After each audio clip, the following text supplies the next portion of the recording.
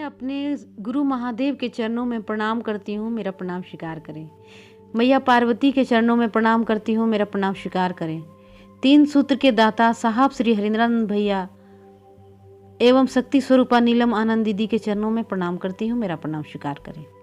आइए भाई बहन सुनिए, अपने गुरु की थोड़ा बातें करें, चर्चा करें।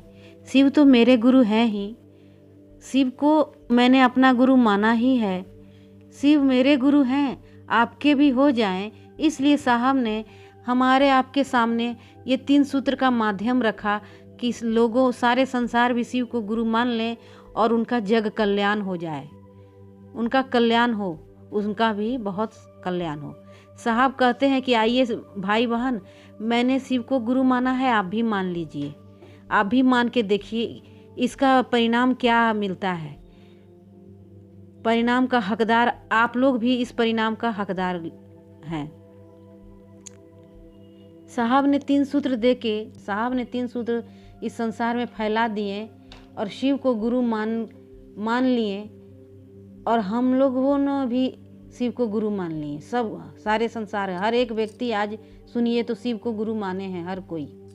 जिस व्यक्ति ने पहली बार शिव को गुरु माना, सोचिए आप कि जिस व्यक्ति ने पहली बार शिव को गुरु माना और गुरु बनाने के बाद घोषणा, अपने नाम का घोषणा भी कराया, नाम शिव को गुरु माना नाम का घोषणा कराया, उस समय उसे पता ही नहीं चला कि मैंने क्या किया। उसको समझ ही नहीं आया, उसके समझ ही नहीं आया। भैया ने कहा पहला सूत्र में दया मांगिए, दूसरा सूत्र में चर्चा करिए, तीसरा में नमः शिवाय करिए।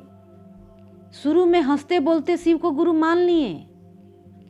मैंने शिव को गुरु जब शुरू में माना, हंसते ही बोलते मान लिया, समझ में ही नहीं आया, लगा ही नहीं कि ये भगवान है या इनको और कैसे करना चाहिए, कुछ समझ में नहीं आया।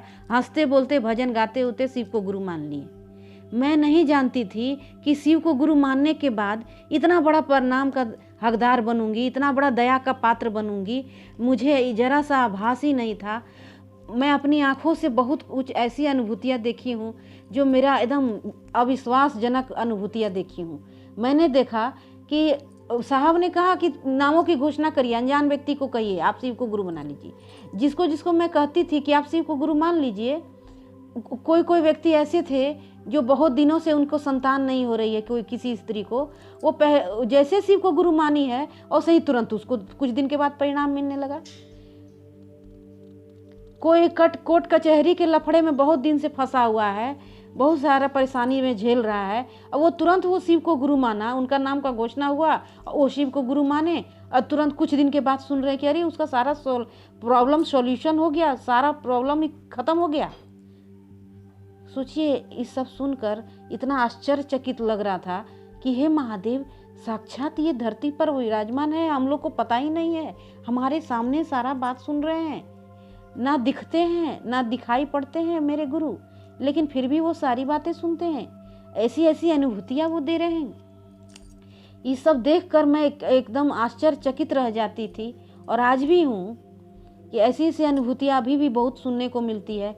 और जो मैंने अपने आँखों से देखा है, लगता है जैसे कि पारस को छूने के बाद सोना बन जाता है, पारस जिसमें सड़ जाता है वो सोना बन जाता है। उसी तरह से अपने गुरु के चरण में जैसे मैं सटी हूँ, अपने महादेव से जैसे सटी हूँ, वैसे महादेव ने हर एक व्यक्ति को अनमोल हीरा बना दिया है। एक अनपढ़ व्यक्ति भी आज महादेव की ऐसी चर्चा कर देते हैं कि पता ही नहीं चलता है कि वो कभी कुछ पढ़े ही लिखे नहीं है। लगता है कि वो बहुत बड़ा पंडित है, बहुत बड़ा ज्ञानी है, वो ऐसे चर्चा महादेव की करते हैं, लगता है साक्षात महादेव की वाणी वो बोल रहे हैं। महादेव क्या कर दिए हैं हम लोगों को। एक एक व्यक्ति शिव को अपना गुरु मान लिए हैं। हर व्यक्ति के मुंह से सुनिएगा कि एकदम अनमोल रतन की जैसे बात निकलती है। मैं उसका बखान नहीं कर सकती हूँ कि कैसे कितना सुंदर वो गुरु की चर्चा करते हैं और उनको दया का पात्र बनाते हैं महादेव उस चर्चा को सुनकर। चलिए गुरु बहन, ये मैं यही कहूँगी कि अपने महादेव गुरु की चर्चा करिए, परिचर्चा करिए, दया मांगिए, नमः शिवाय करिए। बहुत दया है उनमें, उनका बखान करते करते बहुत बीत जाएगा, लेकिन समय ही नहीं समझ पाइएगा कि मेरे गुरु का बखान कहाँ से मैं करूं और कहाँ से शुरू करूं, कहाँ उसका अंत है। इसीलिए आइए दीदी, भाई बहन, आप जो जिन्होंने शिव को गुरु नहीं माने हैं, आप भी शिव को गुरु मान लीजिए और अपने गुरु महादेव की चर्चा करिए, दया मांगिए, नमः शिवाय करिए, नमः शिवाय करते रहिए। देखिए दीदी, 24 घंटा में एक बार हर मनुष्य के मुंह में एक बार सत्य वाणी निकलती है। 24 घंटे में एक बार जरूर सत्य बात निकलती है मुँह से। अगर हम 24 घंटा महादेव गुरु की नमः शिवाय करते रहेंगे तो एक बार जब सत्य का निकलने के समय होता है, उसी समय अगर नमः शिवाय कर दिए तो वो हमारा नमः शिवाय अपने चरण गुरु महादेव के चरणों में जाके लग जाएगा। और एक बार, कम से कम एक बार भी तो अपने महादेव का प्रणाम मुझे प्राप्त होगा। सोचिए, हम लोग कहते हैं ना, किसी को कुछ खराब बात कह देते हैं तो लग जाता है।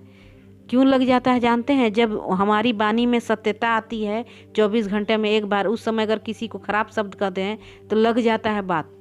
तो सोचिए कि अगर हम अच्छी बातें करेंगे, नमः शिवाय करते रहेंगे, तो क्यों लगेगी कि हम गंदा बात क्यों कहें, अच्छी बात क्यों ना कहें। जो अपने महादेव गुरु के चरणों में एक बार भी तो प्रणाम पहुँचे मेरा।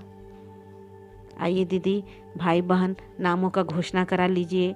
जिन्होंने शिव को गुरु नहीं माने हैं वो भी नाम का घोषणा कराइए। शिव को अपना गुरु मान के तो देखिए। मुझे बहुत बड़ी परिणाम मिली है। मैं बहुत बड़ा दया का पात्र बनी हूँ महादेव का, आज भी हूँ।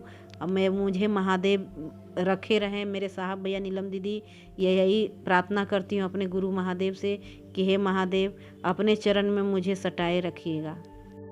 अपने गुरु चरणों में प्रणाम करती हूँ, मेरा प्रणाम स्वीकार करें। साहब श्री हरिंदरानंद भैया, नीलम दीदी के चरणों में प्रणाम करती हूँ, मेरा प्रणाम स्वीकार करें।